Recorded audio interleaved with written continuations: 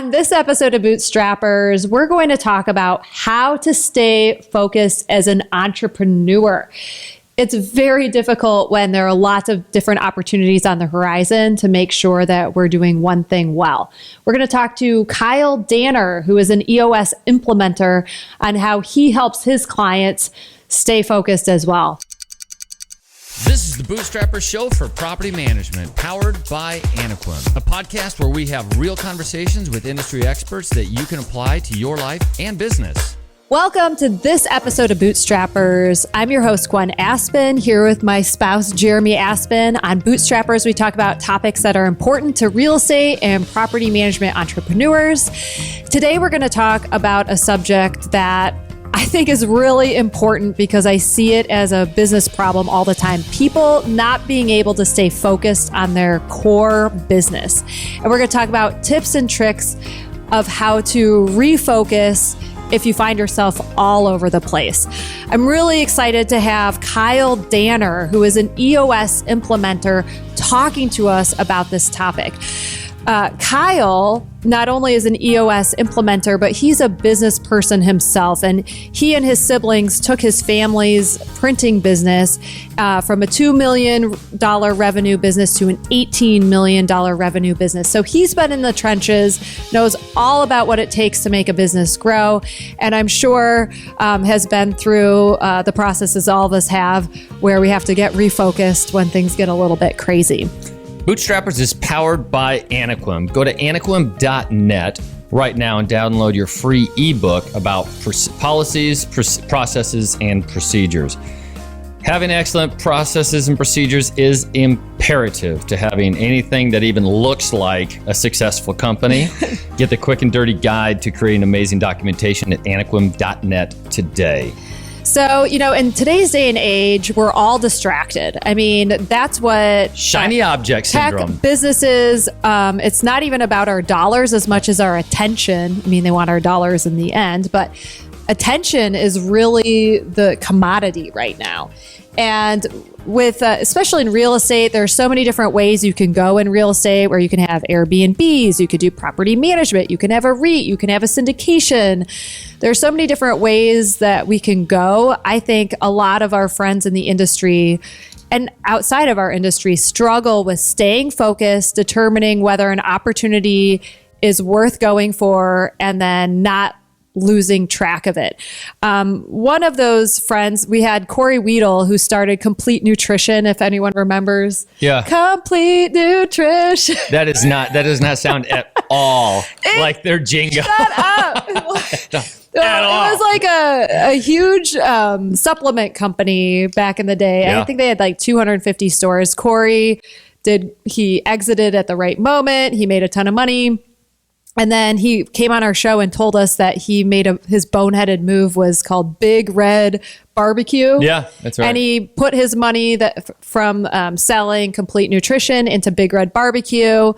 It was a complete failure. And now his wife always, whenever he comes up with an opportunity, she's like, is this a Big Red Barbecue event again? Well, and she uses that as a mechanism of just letting him know, okay, look, it sounds like you're pie in the sky. Are you sure this is something that you think won't blow ass like Husker Barbecue did? And then another thing that Jeremy and I, do you want to talk about our other friend who has a successful business in medical devices? Yeah, really, very successful business. And every now and again, he gets this hankering to create some sort of like a dildo juice machine or something.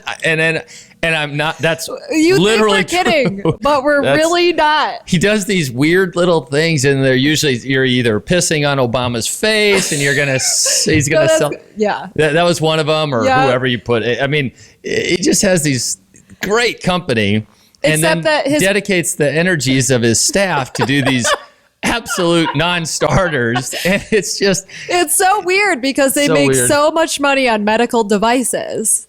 And it's so like weird. A legit business. And then all of a sudden he's like, I need you guys all to go to the adult film convention. And they're like, we sell medical devices. Why do I have to go there? I don't want to. And none of our medical devices vibrate. It just drives me nuts. It's funny to listen to. They still do okay. They still do great.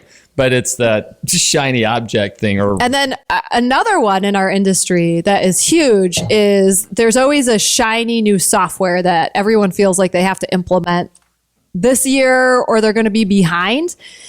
And so it can be not only just a business venture, but like everybody in the industry is doing this one software and I have to implement it. And so I'm going to derail everything. I'm going to redo all my processes and procedures to get the shiny new software to work. And it's like, was that really worth all the time and energy? So I think businesses need EOS. Jeremy and I are big EOS people. That's entrepreneurial operating systems. And we'll get Kyle in here in a little bit and he can explain it better than I can. But basically you get an implementer or you use this process to make sure you're focusing on the right things so you don't go down a rabbit hole and waste 6 months to a year of your life doing something that's not productive and doesn't get you towards the goal of your business. And which, by the way, property management is very oftentimes that shiny object. So in our industry, especially back in the day when we started, property management companies were birthed from real estate sales companies that wanted to have a steady stream of income. So they were usually started by people in real estate, usually real estate agents that wanted to bring on some per month, monthly baseline income. And so it always it was always second tier value to them because they were transactional making sales. And then they kind of had to half-ass the next phase, the other part of the business, which is completely different, which is property management, right?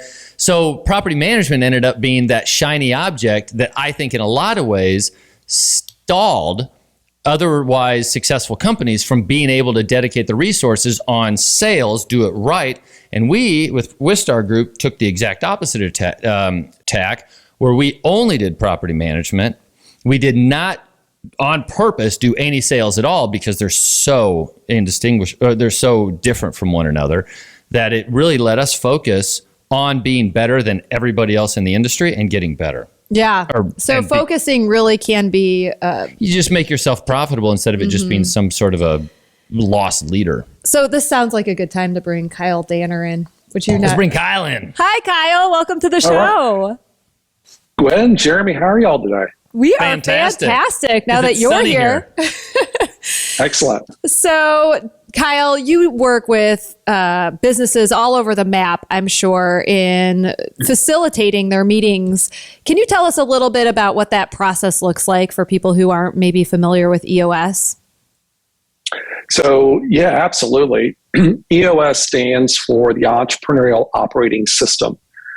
And just like your phone has an operating system or your computer has an operating system, so it runs well, your business needs an operating system. And that's exactly what EOS is all about.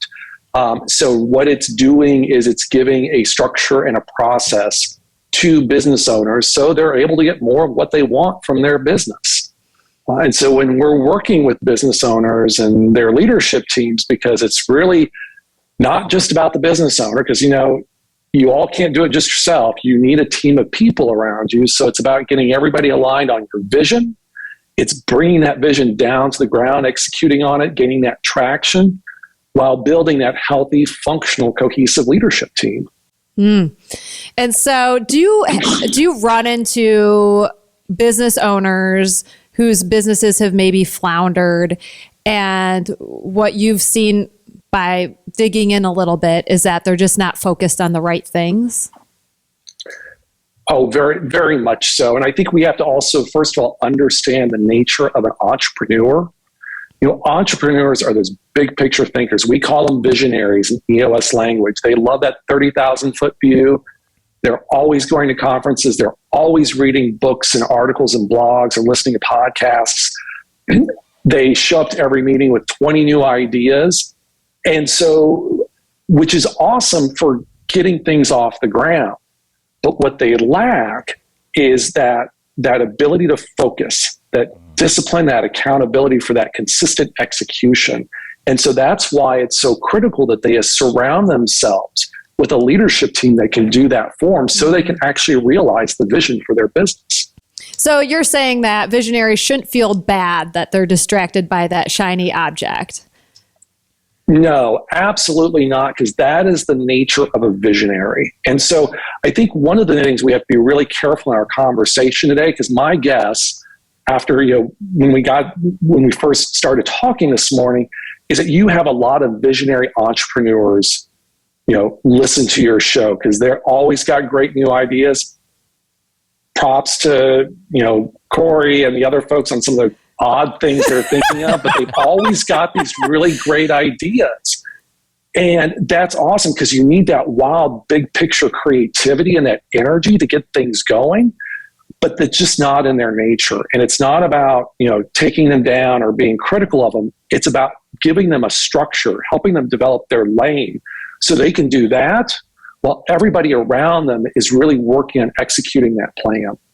And which, if you think about it, especially as an entrepreneur who's a visionary, it is way more fun to think about having a structure that supports your shiny object syndrome, because there's or you can hopefully rest assured that the ideas that you determine to be useful and potentially profitable engage a system that actually rolls it out, because that rollout part is boring as shit. Well, for some people, for some people, they love it. And that's who you want to have as your implementer. So a lot of the times, Kyle, the entrepreneur doesn't know that they're going down the shiny object path. What questions should an entrepreneur ask themselves to determine whether they're off track or not? The one question I always lead with is, are you getting everything you want from your business? And if the answer is no, then it's starting down the path. Well, tell me why is it? What's getting in your way? Why aren't you? And they'll, you hear the things like, I don't have the right people, or we're not making any money, but because we're not making any money, I'm going to try this new thing. Well, if you've already had some success with the thing you're working on today, let's dig into that a little bit and make sure that you really haven't mined it for its full potential. So it's like, are you getting everything you want from your business? Where do you get your energy from? I think there's so often entrepreneurs think they got to do it all themselves because they're the ones with the vision. They trust themselves. It's hard for them to let go. And so then they start trying to do things that they're really not best suited for, and they just lose their energy. They lose their focus. They go try something else. Hey, hun, what was the name of that book? Her, hun. What was the name of that book that we read with the marketing executive? Built to Sell. Built to Sell. That one kind of. Do you know that book? Oh my gosh! Of all the business fables about building a business to sell, I love John Morlow's book, and I've heard him speak a couple of times at the Exit Planning Institute, but awesome. It's a great business fable about building a business to scale. And the nice thing is that fits so well with EOS, because EOS is the actual tactical boots on the ground. What do I have to do this week to get to being able to scale or sell my business or whatever it is I want from my business? And even I think the way I see it is to be able to offer something that is exceptionally good to the market, you have to be able to have it scalable. There are other industries that you can't scale, right? Maybe. But if you're going to offer something, and you really do have to do yourself the favor of having it very defined about what you're going to do to be fair to your salespeople, to be fair to your operation, and to be fair to yourself. And I just, though, want to go back, Kyle, to one thing that you said. So you said there were really two primary reasons why you see entrepreneurs get off track. One of them was that they're not making money maybe in their primary business, and so they try a different tact. So let's talk about that. The other one was that they get bored. But let's talk about that kind of scarcity mindset, I think, is what sets in, where they're like, I'm not where I want to be with this business right now. I'm going to go to left field and try something completely different. And what you're saying is maybe taking a step back and seeing how you can dig into that area where you've already had success more could be a better tact than going to something totally different, right? Absolutely. It's thinking about, are there processes you can automate? Are there some things you can outsource? Are there markets that you haven't really stopped, to really think about that you could also go into or go even deeper into? And I think when part of the challenge is that for entrepreneurs, you get so into your business, so into the weeds sometimes with blinders on, that you're not taking that time with your leadership team. You're not taking that time on your own to step out of the business and to work on it. And I think that's one of the really wonderful things about what EOS does, is that we're giving them a structure specifically around 90-day pulsing to where they step out of their business with their leadership team. They go off site, they get an implementer like myself, and we facilitate a discussion about, well, where have you been for the last 90 days? What did you get done? How does that align to your vision? Let's reset priorities. And then also let's spend a good chunk of the day solving the bigger issues in your business to help them get realigned on where they want to go. Yeah, I think the prioritization was the big game changer for us when we were implementing EOS for the first time. We would have so many different projects we needed to do, but what EOS forces you to do is to look at all those projects, be realistic about what is truly doable within 90 days, and taking also personal things into account, like, well, I'm going to go on that vacation, so I miss a week there. And so what's truly going to get done in these 90 days? And if I can only get these things done in 90 days, then are these the priorities that make sense for me to make my whole annual goal happen? And that process of thinking that way prevents you from going on the shiny object. The other thing about EOS is that you're not allowed to shift your focus within the 90 days. Right, Kyle? That is such a game changer. Well, and I want to call out something else that you're saying, is that you're using me a lot, and that's great, me as a business owner. But remember, you're doing this with your leadership team. So everybody's coming together. Everybody's agreeing on these are our priorities over the next 90 days.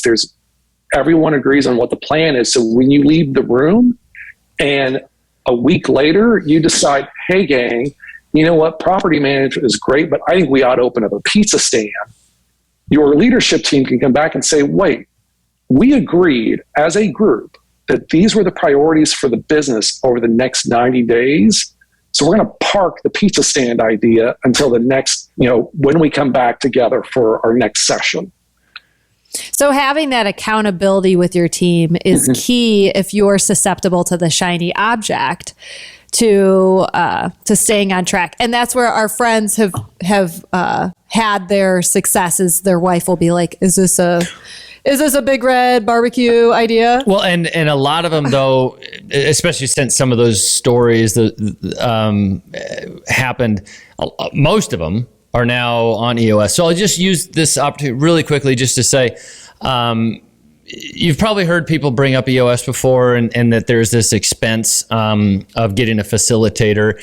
But I will say that a facilitator, I've seen prices anywhere from the $2,000 to $6,000 or $7,000 a day price.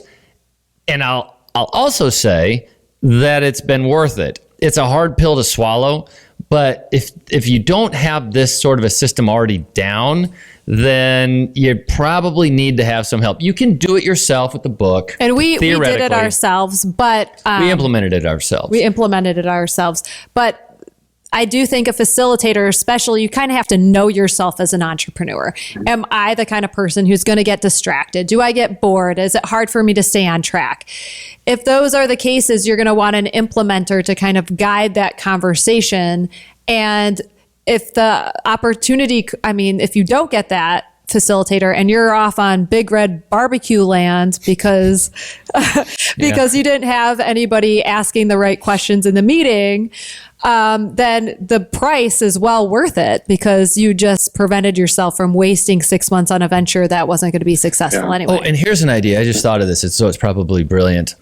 It's if you are running a company and you are pulled back into like the daily operations or not at least 3 months ahead, not working on your goals, then I think it's probably safe to say you're failing as a CEO, right? Because as a CEO, that's one of the main objectives is to keep working on the future.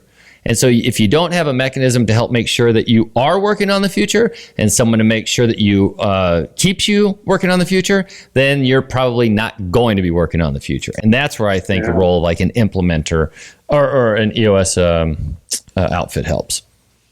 Well, Jeremy and Gwenn, we've talked about the visionary, we've talked about an implementer. There's another crucial person in the picture, a crucial seat, and that's the role of the integrator. Yeah. Okay. So you use the term, a lot of times people equate visionaries with CEOs. Well, you think about the integrator as like your chief operations officer. They're the ones who get into the details. They're the ones who can drive the discipline and accountability. They make sure that all the major functions play well together. They get into the spreadsheets and the details. And so when you think about a visionary entrepreneur, like so many of your listeners, that's a crucial piece because they're forward thinking, they're out in the community, they're managing the big relationships, coming up with creative solutions. You need the integrator who's focused inward on the company, making sure that things are getting done. So there's another crucial piece here. And I'm going to go out on a limb here just from what the conversation. Jeremy, it sounds like you're the visionary, and Gwenn, you were more the integrator. So did I nail that, or? Well, so I would say we struggle. We struggle. I am not an implementer. On the chart, I'm the visionary, and that's kind of the role I've always played because I'm not very detail oriented. Turns out she's not either. So that makes it. So you have two visionaries in charge. Well, but we work in totally different arenas. So I'm more visionary on the human part of things. Jeremy's a visionary on the money, the operations, and the technology area. And then we do have an integrator who is our COO at our primary business, which is Anequim. And he's the one who develops the people and executes the processes and procedures. So it's a little bit of a strange, not a strange way of operating, but it works for us. Yeah, but yes, you're right. On the accountability chart, I'm the visionary, she's the integrator, and she has the integrator actually reporting to her because in that seat, a visionary, you're only supposed to have one, right? So there's only one that fits, but so technically, you nailed it. Well, I'll tell you what. Here's the thing: this is one of the things EOS has been used. With over 12,000 companies, we've done over 80 or 90,000 session days as a community worldwide. It's a proven process, and so we really push purity. But quite honestly, what you all have just shared as far as visionary of this and visionary of that, you have defined your lanes. You know where you excel at individually and where you should focus, and that you have that integrator underneath. So I'm going to say if that's working for you, you are getting what you want from your business and your team is aligned. I don't see anything. I don't see any issue with that. And being married, I mean, we also are juggling a family with this whole thing. And so having two visionaries that are also juggling the parental duties, it kind of it's a mashup that works for us most of the time. Almost always. Bliss, marital bliss. But it is, and we've had friends who have like two, high school buddies start a company and they build it very successfully. And then, private equity comes in and says, okay, one of you guys has to be the one in charge. We can't have two visionaries here. So it happens a lot. It's just that since we're in charge, we don't have to take orders from anyone else. And don't I? Is that right? Is that how that goes? So, Kyle, what other pieces of advice would you have for entrepreneurs who struggle with focus? First of all, realize that you are not alone. If you are a visionary entrepreneur, every visionary entrepreneur struggles with focus. Human beings in general struggle with focus. It's an even bigger challenge with visionary entrepreneurs. Don't beat yourself up over it. but realize you do need help and you do need people around you that are good at the execution. And so let them go do it so you can stay in the lane and do what you love the most. Because for the visionary entrepreneurs who are listening, sometimes there's this pull that, no, I really should do it myself. And especially, those of us, we're in the Midwest here, like we got to do it ourselves. Right. It's like, no, don't do that. And I speak from 18 years of experience in my family's business where we tried to force ourselves into positions that we weren't good at. Hire the complementary skill sets you need so you can really do the things. Because quite honestly, your name, your signature is on the personal guarantee with the bank. So if you're going to take that risk, then spend your day doing the things you absolutely love and get other people to do the things you don't. And your business will take off.